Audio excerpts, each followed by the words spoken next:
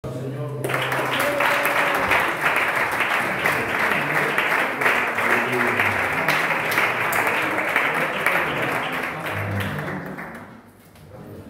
habita en medio de la alabanza de su pueblo. Amén. Con nosotros le alabamos con el corazón. Estamos haciendo una habitación para que Dios entre en ella. Amén. Porque Dios se siente cómodo cuando su pueblo le alaba. Eso es. Hemos sido creados para adorarle. Ese es el ministerio eterno. Cuando pasemos a la eternidad, nuestra eternidad será dedicada a la adoración a aquel que está sentado en el trono. Amén. Bueno, pues que Dios les bendiga mucho. La verdad que para mí es una alegría continuar con ustedes, disfrutando de la presencia del Señor y de la compañía de estos hermanos que tanto aprecio. Amén. Y que también me están tratando, me tratan bien y me tratan mejor de lo que me merezco. Amén. Porque están atentos a todo, que no me falte de nada, y la verdad que cuando se está fuera de casa y te tratan así, pues estás a gusto. Y hay un refrán por mi tierra que dice: donde se está bien, buen rato. Pues me llamó la compañera, me ha dicho: ¿cuándo vienes? Digo: de aquí una semana. Estoy gozando aquí, pulpo, chocolate, digo: ¿dónde voy? A Valencia, que para ella, ¿no? Gloria al Señor. Bueno, yo tengo una palabra para vosotros. Amén. Y os quiero hacer una pregunta. Si alguien te dijera: ¿qué eres? ¿Cómo te definirías? Si tú me preguntaras a mí: Ismael, ¿qué eres? Pues bueno, vamos a empezar a sacar títulos. Pues podría decir: soy un siervo del Señor, soy un obrero de la zona de Cataluña, soy un ministro del Evangelio, para Dios, un embajador de su reino. Todo eso está bien, pero si tú me preguntaras a mí: Ismael, ¿qué eres? Lo que yo te diría, lo que te respondería, es que yo soy un hijo de Dios. Creo que no hay nada más grande que eso. No hay nada más grande que poder ser llamado hijo de Dios. ¿Amén? Vamos a leer la carta a los Hebreos. Voy a leer dos textos diferentes. Hebreos capítulo 1 dice así: Dios, habiendo hablado muchas veces y de muchas maneras, en otro tiempo a los padres por los profetas, en estos postreros días nos ha hablado por el Hijo, a quien constituyó heredero de todo, por quien asimismo hizo el universo, el cual, siendo el resplandor de su gloria y la imagen misma de su sustancia, y quien sustenta todas las cosas con la palabra de su poder, habiendo efectuado la purificación de nuestros pecados por medio de sí mismo, se sentó a la diestra de la majestad en las alturas, y dice el versículo 4, hecho. Aquí está hablando del verbo, ¿verdad? Del verbo encarnado, tanto superior a los ángeles. Santo Dios. ¿Estáis de acuerdo con esta afirmación? Amén. Jesús como verbo, como Dios, no hace falta decirlo, ya lo sabemos, porque Él es el creador y todo lo demás es creado. ¿Estáis de acuerdo con lo que he dicho? Jesús es superior a los ángeles. Claro. Lo pone ahí en la Biblia, ¿verdad? Vamos a leer el capítulo 2, versículo 9, a ver qué dice. Dice: pero vemos aquel que fue hecho, está hablando del mismo, el mismo autor, el mismo libro, y hablando del mismo personaje. Y ahora dice: un poco menor que los ángeles. Acabamos de presenciar en esta tarde un accidente bíblico. Dos textos se acaban de chocar frontalmente. Parece ser que el escritor a la carta a los Hebreos un día escribiendo bajo la inspiración y la revelación, cuando llega al capítulo 1, versículo 4, hace una afirmación que dice: Jesús es superior a los ángeles. Pero cuando llega al capítulo 2, versículo 9, parece ser como que el escritor, bajo la misma inspiración y la misma revelación, parece ser como que cambiase de opinión y dice absolutamente todo lo contrario. Dice: es un poco menos que los ángeles. Mi pregunta esta tarde es la siguiente: ¿acaso Dios es un Dios de confusión? Luego entonces yo creo que en esta aparente contradicción que vemos aquí, Dios nos va a enseñar algo en esta tarde. ¿Amén? La carta a los Hebreos es una carta que ha sido muy discutida, no en cuanto al contenido doctrinal, pero sí que ha sido muy discutida en cuanto a quién ha sido el posible autor a esta carta.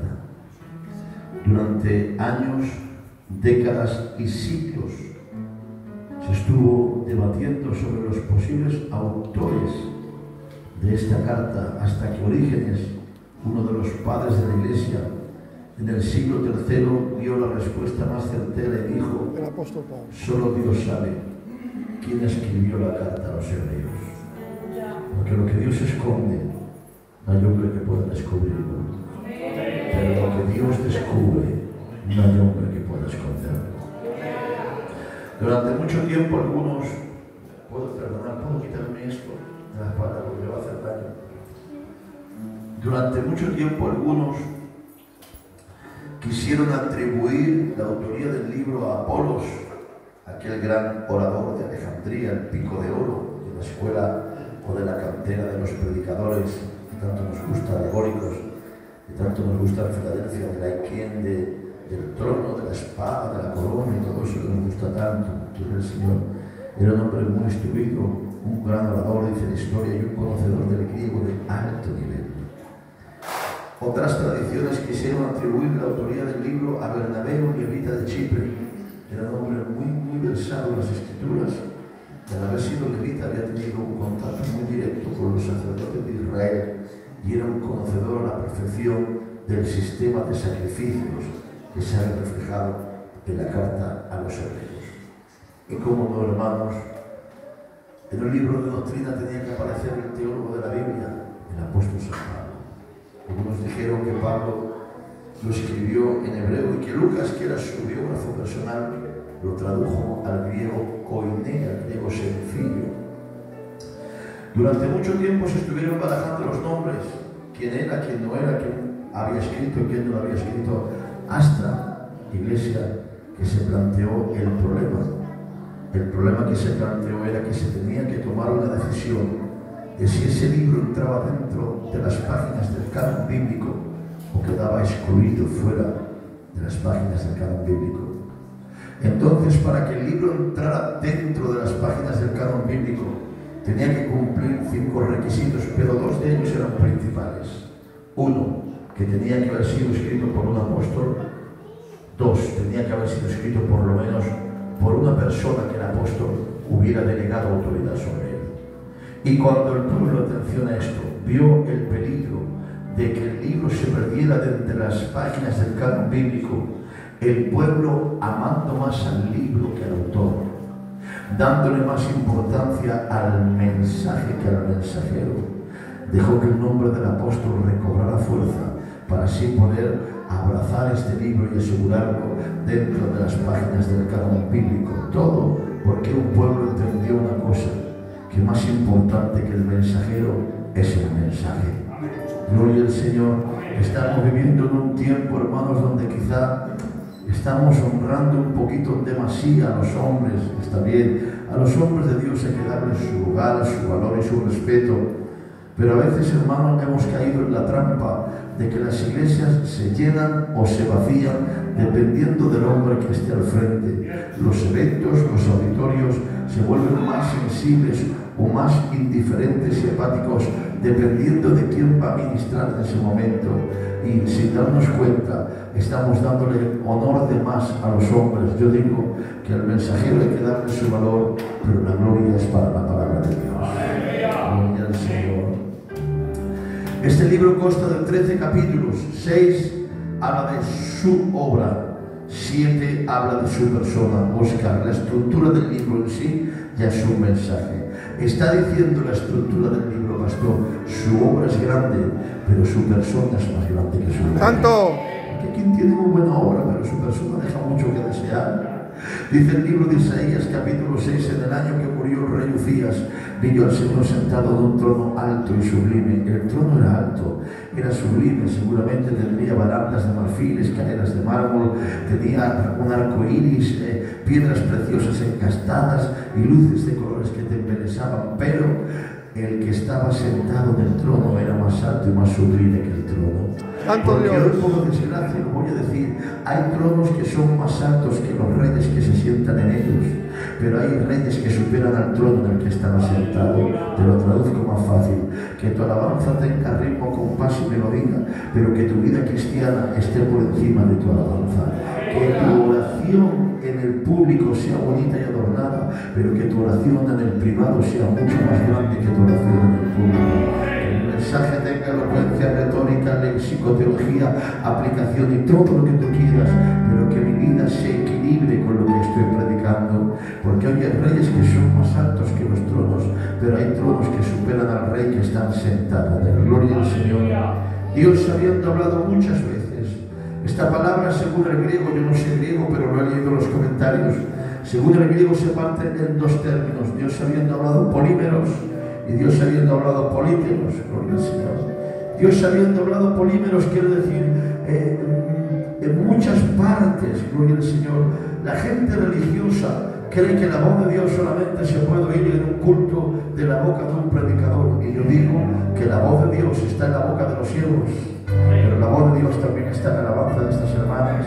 La voz de Dios está en la oración de un anciano, y la voz de Dios está en la boca de un niño, porque Dios es tan sencillo en su forma de hablar que si tú quieres escucharlo esta tarde, no tienes que traer un predicador de afuera que va. Cortamos el culto y nos salimos a la calle y miramos todos al cielo, y cuando miremos al cielo todos vamos a oír la voz de Dios, pues dice el Salmo que los cielos cuentan su gloria y el firmamento anuncia la grandeza de su obra. Si tú quieres oír la voz de Dios, salte allá afuera y mira, el cielo te está dando un mensaje. Los 24 horas del día, los 7 días de la semana, los 365 días del año, está diciendo: detrás de esta grandeza hay un Dios grande, detrás de esta creación hay un creador, detrás de esta creación hay un Dios perfecto. Gloria al Señor, porque los cielos cuentan su gloria y el firmamento anuncia la grandeza de su obra. Dios, habiendo hablado en muchas partes, y políteros quiere decir en muchas porciones o en muchas fracciones. Hermanos y hermanas, Dios es tan sumamente sabio que en su infinita sabiduría no le dio la totalidad de la verdad a un solo hombre para que no se apropiara de ella y pudiera comprarla, venderla o alquilarla según su capricho, su interés, sino que Dios, a lo largo de los siglos, fue revelando la verdad progresivamente al hombre en fracciones, dándole un poquito a cada uno.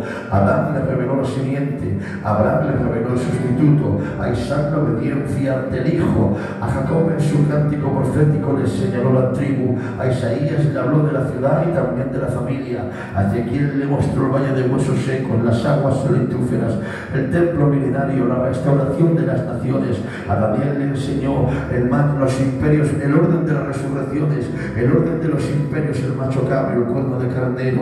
A Oseas le habló de la fidelidad de Dios hacia su pueblo. A Joel le enseñó el derramamiento del Espíritu Santo que vendría en los últimos tiempos, y a Jonás los 3 días que el Hijo del Hombre iba a estar retenido, pero estaba escrito en el Salmo que era imposible que su santo viera corrupción y que las ligaduras del Señor pudieran retenerlo, y así cumpliéndose el Salmo, el Cristo que había muerto como el Cristo sufriente resucitaría el tercer día como el Cristo glorificado, venciendo la muerte, venciendo el pecado y venciendo los demonios. Gloria al Señor.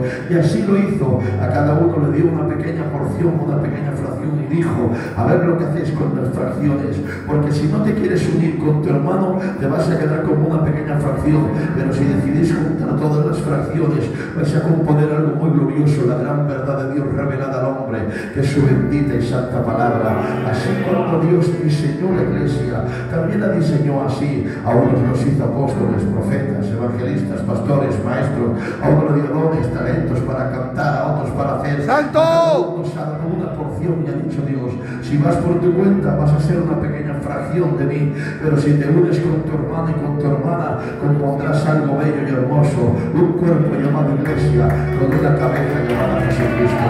A esa la gloria y la honra, la alabanza y el aplauso de la iglesia es para él. Gloria al Señor.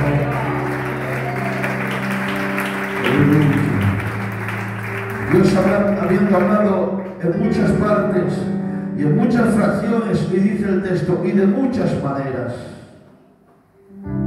El libro de Job dice de 2, de 3 y aún de 4 maneras habla Dios. A ver si estáis de acuerdo conmigo. Dios habla en sueños. Amén. Dios habla en visiones. Amén.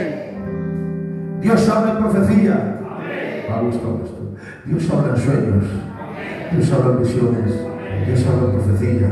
Pero en el dolor, en la enfermedad, en el llanto, en el sufrimiento, en la prueba, en el valle de sombra, en el horno de fuego, en el foso de los leones, Dios también se encuentra. Antes de continuar, quiero dejar claro algo, hermanos. Los que me conocen en Barcelona, el otro día me hablaron del hermano Pichi. El Pichi y yo somos íntimos amigos de muchos años. Es un hombre de Dios. Él sabe, él me ha visto nacer en el ministerio, crecer. Y sabéis que si yo me definiera de alguna forma el ministerio que Dios me ha regalado, yo me defino como un ministerio pentecostal, hermanos. Creo que ayer prediqué del fuego, lo dejé claro, hermano. Creo en la unción de Dios, creo en el bautismo.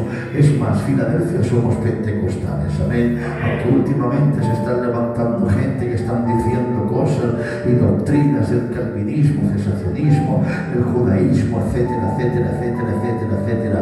Pero yo creo que todo eso, hermanos, para nosotros no va. ¡Santo! Pentecostales apostólicos que guardamos la doctrina, las enseñanzas que nuestros ancianos nos enseñaron. Sí, hermanos, estoy cansado de ver a jóvenes que están menospreciando a nuestros ancianos, hermanos, que de la nada levantaron un gigante porque no estén de acuerdo con nosotros, que se marche y que los deje tranquilos. Gloria al Señor. Habiendo aclarado que soy un apologista de la fe pentecostal, también tengo que decir que el evangelio que predico no es un evangelio fantástico, ni fanático, ni tampoco místico. Cuando sale el sol, sale para cristianos y para inconversos, pero cuando llueve, llueve para cristianos y para inconversos. Amén. Predico un evangelio realista. Gloria al Señor. Dios habla en sueños. Tenéis que acompañarme en esta tarde. Hoy me ha dicho el hermano que lo dé todo, hoy lo voy a dar todo, ¿vale? Dios habla en sueños. La Biblia está llena de hombres que soñaron sueños. José, el soñador por excelencia. José soñó un sueño y dice, he soñado un sueño, yo ataba manojos de trigo con mis hermanos, dice, y mi manojo estaba en medio, y se ponía derecho y se levantaba de tierra, y los vuestros se inclinaban ante el mío. Dicho de paso, si quieres el reconocimiento de la gente que te rodea, tienes que resaltar estas virtudes, tienes que caminar recto del Evangelio y tienes que levantarte de tierra y ser un poquito más espiritual. Pero yo decía que lo terrenal se incline es fácil, porque por desgracia el sistema religioso que hemos formado así lo enseña. Cuando vemos un talento, la gente se inclina y pensamos que un buen predicador es alguien espiritual, o que un buen salmista es alguien espiritual, y esto no es así. La espiritualidad no se mide por el don que yo reflejo en el púlpito, la espiritualidad se mide por el fruto que manifiesto en la calle. Pero ¿sabes algo? Al sistema religioso lo inclinarás con el talento, pero el cielo solamente reconoce una cosa: el testimonio, la limpieza. Y dice la Biblia, ¡Sí, Señor! los sueños, he aquí el sol, la luna y las estrellas se inclinaron ante él. Es decir, José no solamente tuvo el reconocimiento de los imperios y de los emperadores por el don que tenía de interpretar sueños y resolver enigmas, no, es que el cielo lo reconocía por la integridad y la santidad que había en su corazón y en su alma. Gloria al Señor. Dios habla en sueños. La Biblia dice que Jacob sale huyendo y en su vida pone una piedra por cabecera y se echa a dormir. Y durmiendo tiene un sueño. Él vio una escalera que conecta la tierra con el cielo. La escalera es Cristo, hermanos, que conecta lo terrenal con lo celestial, lo temporal con lo eterno, lo humano con lo divino. ¿Os acordáis que dentro de Jesús hay dos naturalezas, la humana y la divina? Son indivisibles pero inmezclables, es decir, la humana no se puede divinizar y la divina no se puede humanizar, sino que Jesús con la parte humana coge la mano de los mayos y con la parte divina coge la mano de Dios y se convierte del sumo pontífice en el puente de conexión y de reconciliación entre los mayos y Dios, porque recibe esta frase: Jesús es el hombre perfecto para Dios, pero también es el Dios perfecto para el hombre. Te lo voy a repetir: Jesús es el hombre perfecto para Dios, pero también es el Dios perfecto para el hombre. Gloria al Señor. Dios habla en sueños, Dios habla en visiones. La visión por excelencia, el capítulo 6 de Isaías que he dicho antes: en el año que murió el rey Uzías, vio al Señor sentado en un trono alto y sublime. Sus faldas llevaban al templo y por encima de él habían serafines que daban voces.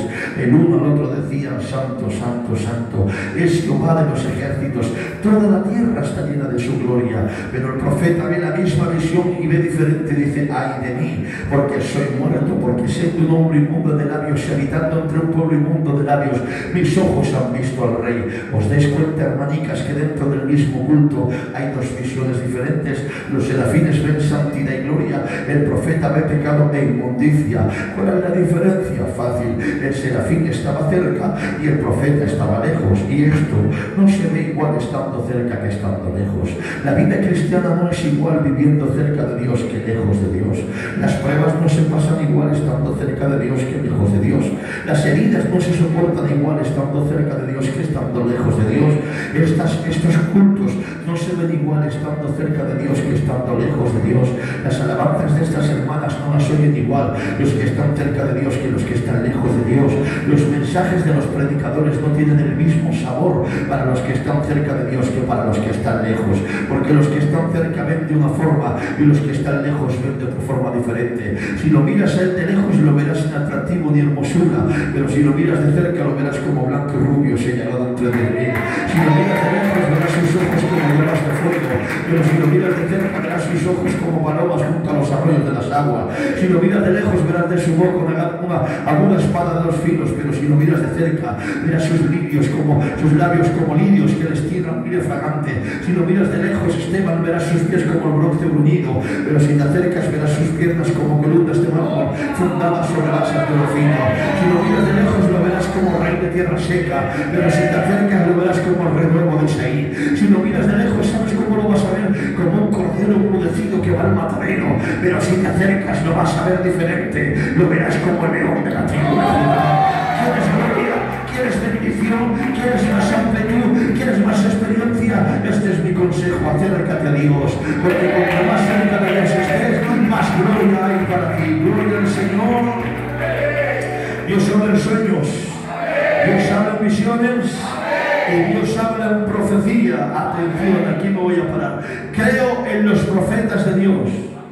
He dicho profetas, no manipuladores. No creo en los que se ponen en las puertas de los cultos a preguntar los nombres: ¿cómo se llama tu padre? ¿Cómo se llama tu madre, niño? Para luego utilizarlo aquí adentro.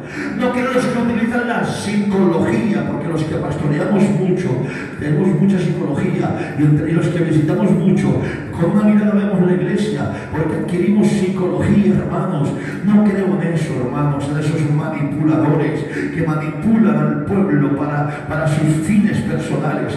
Creo en los hombres de Dios que se encierran en la intimidad de su habitación y pasan horas, días, semanas, meses y años sumergidos en la presencia de Dios, y se cumple lo que está escrito en la palabra. ¿Hará algo el Señor sin consultarlo con sus siervos los profetas? Creo en los profetas de Dios. Hay pocos, hay que buscarlos con pinzas, pero hay profetas de Dios en el pueblo. Gloria al Señor. Recogemos el mensaje, ¿me ayudáis?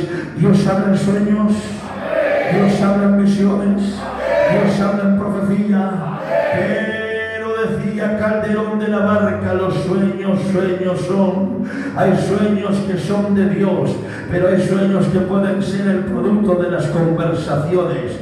Cuando terminemos el culto nos vamos a ir tú y yo a cenar, y tú y yo vamos a tener nuestra conversación. Esa conversación tiene una información, esa información se va a almacenar en mi subconsciente. Cuando llegue la noche del hotel, como ya me hago viejo, me canso antes, y en pocos minutos voy a caer en un sueño profundo, y la información del subconsciente se libera y sube a mi consciente, y en mí se puede producir un sueño basado en la conversación. Es un sueño, pero no es un sueño de Dios, es un sueño producto de una conversación. Dios habla en visiones, pero hay visiones que son el producto de los ambientes. Vosotros sabéis que nuestros cultos son místicos, electrizantes, nuestras formas de tocar, de cantar, de predicar, de chillar. Creamos, hermanos, electricidad en el ambiente, ponemos a la gente los pelos de punta. Somos un pueblo emocionista y cerramos los ojos y comenzamos a ver Alicia del País de las Maravillas. Son visiones, pero no son visiones de Dios, son el producto de los ambientes. Dios habla en profecía, pero hay profecías que son el sentimiento de compasión del hombre. Gloria al Señor. Yo conozco a mi hermano Oscar y yo lo quiero, y a lo mejor esto le pongo por ejemplo, y está pasando un problema y lo está pasando mal, y yo quiero ayudarle, siento compasión por él, me siento a su lado y comienzo a pensar en su problema. La Biblia dice, en parte conocemos y en parte profetizamos. La Biblia dice, engañoso es el corazón más que todas las cosas, y me siento a su lado y pienso en su problema, me compadezco de lo que está viviendo y comienzo a sentir unas palabras para animarlo, creyendo que le voy a hacer bien, creyendo que viene de parte de Dios con nobleza, y le digo, así te dice el Señor, para animarlo. Es una profecía, pero no es una profecía de Dios, es el sentimiento de compasión que tengo yo hacia mi hermano. Pero atención, Dios habla en sueños, pero hay sueños que son el producto de las conversaciones. Dios habla en visiones, pero hay visiones que son el producto de los ambientes. Dios habla en profecía, pero hay profecías que son el producto del sentimiento de compasión. Pero Iglesia de los Mayos, alégrate. Dios tiene una forma de hablar que nunca se equivoca, que nunca te lleva al error, que no hay quien la contradiga, que no hay quien la ponga de entredicho, que no hay quien la desacredite. ¿Cuál es? Esta es la palabra de Dios. Esta es la palabra profética más segura que tenemos. Esta nunca falla, hermanos. Esta es fiel y verdadera. Gloria al Señor. Lo que eres sí o no. Por eso lo más seguro que tenemos es la bendita y santa palabra del Señor. Amén. Bájalo un poquito, por favor. Gloria al Señor. Continúa un poquito más. Amén, amén. Dios habiendo hablado muchas, no pasa nada. Dios habiendo hablado muchas veces, no pasa nada. Continuamos, presten atención. Vamos a continuar con el mensaje.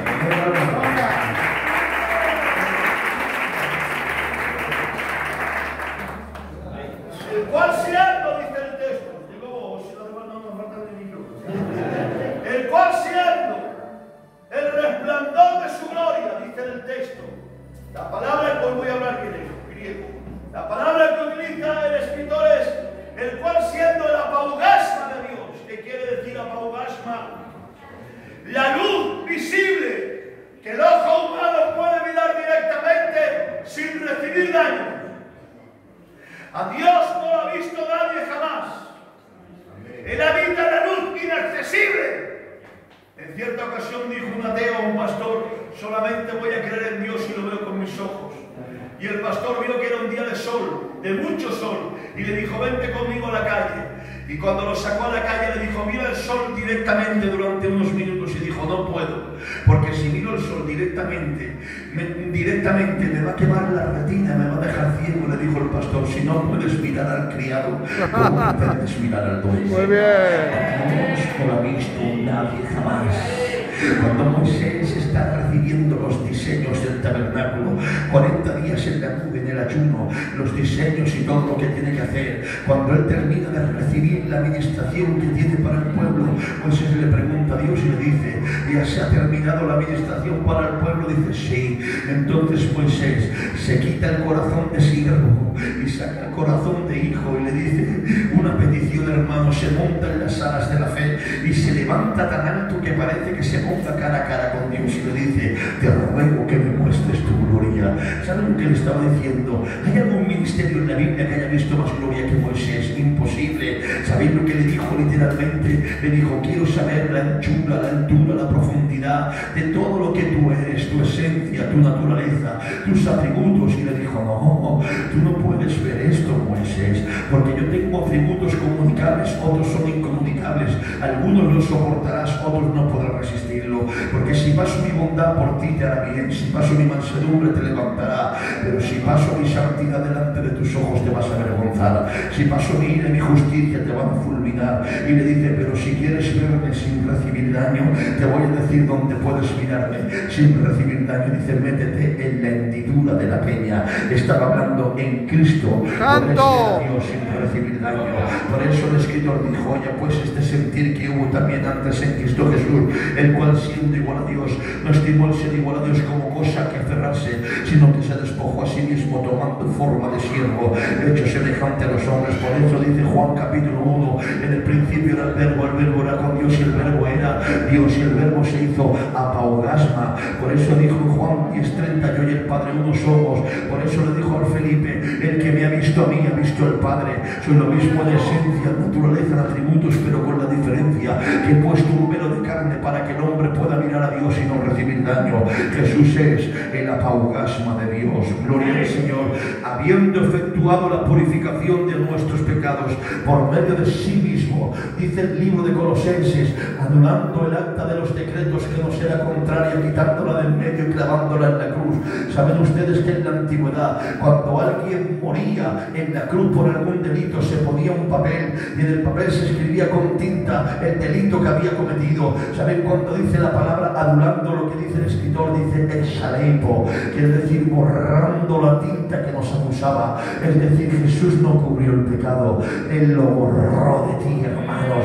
Hay una historia que cuentan que cuando Martín Lutero, el gran reformador, fue metido preso, el diablo se le presentó por la noche en la cárcel y le dijo: Lutero, tú te crees diferente a los demás porque has reformado las doctrinas y has puesto la puerta de salvación en su sitio, pero tú no eres diferente. Y cuenta la historia que el diablo llevaba una lista muy larga y le decía: Lutero, tal día hiciste esto. Y él decía: es verdad. Tal día hablaste esta palabra, es verdad. Tal día miraste así, es verdad. Y Lutero decía que sí a todo. Y durante mucho rato el diablo le leyó todos los pecados, defectos y errores que Lutero había cometido a lo largo de su vida. Pero cuando terminó de leérselo y admitirlo, el diablo se iba a marchar. Y dice la historia que Lutero le dijo al diablo: alto ahí, antes de irte quiero que le des la vuelta a la lista. Y dice la historia que estaba escrito en letras de sangre que decía: todo esto ha sido borrado por la sangre del Cordero en la cruz del Calvario.